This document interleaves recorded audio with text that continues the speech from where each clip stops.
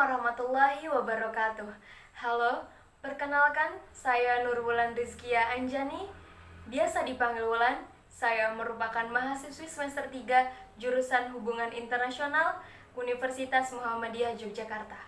Di sini saya akan berbicara sedikit mengenai climate change dan hubungan internasional. Sebelumnya, apakah kalian pernah mendengar istilah climate change atau perubahan iklim? Perubahan iklim merupakan suatu proses yang menimbulkan dampak negatif bagi kehidupan kita di bumi.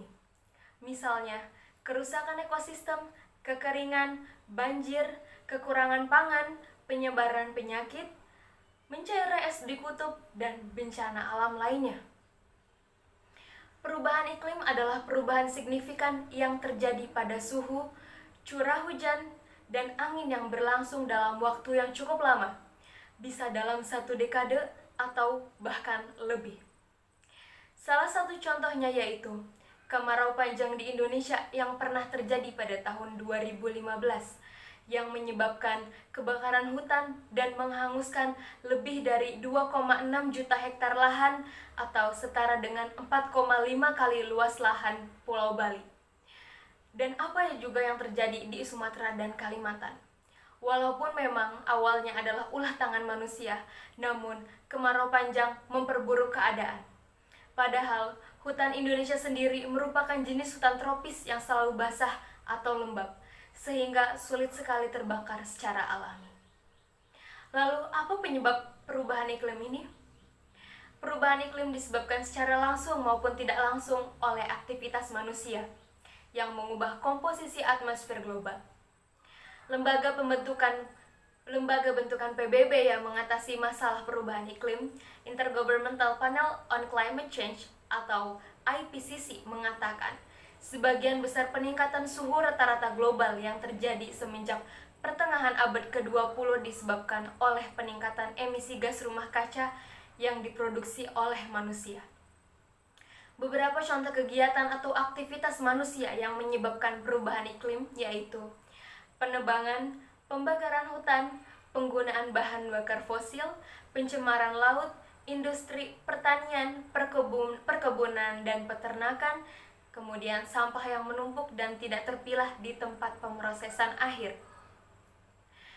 Keamanan manusia yang semakin mendapat perhatian dalam studi hubungan internasional mencakup bidang yang lebih luas yang meliputi ekonomi, politik, sosial, lingkungan, dan sebagainya. Isu lingkungan kemudian mendapat porsi perhatian yang lebih dari masyarakat internasional setelah mencuatnya pemanasan global ini. Isu yang dipandang sebagai ancaman keberlangsungan hidup manusia ini telah mengundang aktor-aktor dalam hubungan internasional untuk menyusun agenda sekuritisasi. Aktivitas ekonomi manusia bertambah sejalan dengan naiknya populasi. Kebutuhan yang seakan tak pernah cukup mendorong manusia untuk terus mengeksploitasi bumi dan meningkatkan aktivitas produksi. Inilah yang dipandang sebagai paradoks dalam isu keamanan lingkungan.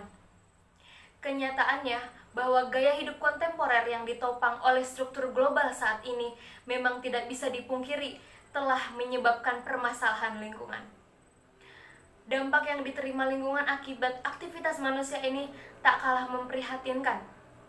Dampak buruk yang terjadi pada lingkungan sebagai akibat aktivitas ekonomi manusia itu menjadi salah satu tantangan bagi studi hubungan internasional. Tantangan tersebutlah yang berusaha dijawab oleh bidang ilmu ini dengan mulai menggeser objek studinya dari militer tradisional yang menekankan fokus kajiannya pada negara dan keamanan manusia.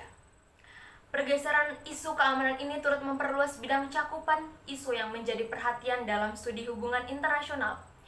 Salah satu isu yang berkembang sejalan dengan kompleksitas aktivitas ekonomi masyarakat adalah permasalahan seputar lingkungan ini. Karenanya, manusia mencoba mempertahankan lingkungan agar dapat menjaga keberlangsungan hidup mereka saat ini maupun di masa depan nanti. Dampak yang ditimbulkan oleh pemanasan global mendorong aktor-aktor internasional untuk bekerja sama lintas batas negara. Tidak hanya negara aktor-aktor non-pemerintah pun, terutama individu, juga terlibat dalam usaha mengatasi dampak buruk pemanasan global ini atau perubahan iklim. Ini terjadi karena ia lebih dekat problem perubahan iklim yang terjadi pada lingkungan, yang selama ini tidak dianggap sebagai isu politik tingkat tinggi. Jadi, peran manusia sangatlah besar dalam memperburuk atau memperbaiki kondisi, paling tidak melambangkan climate change di masa mendatang. Pertanyaannya ada pada diri kita, mau menjadi bagian dari polusi atau solusi? Yang baik dan buruk pilihannya ada di tangan kita. Semoga apa yang saya sampaikan bermanfaat. Saya Nurul Rizkia Anjani, pamit undur diri. Sampai jumpa di kesempatan lainnya. Wassalamualaikum warahmatullahi wabarakatuh.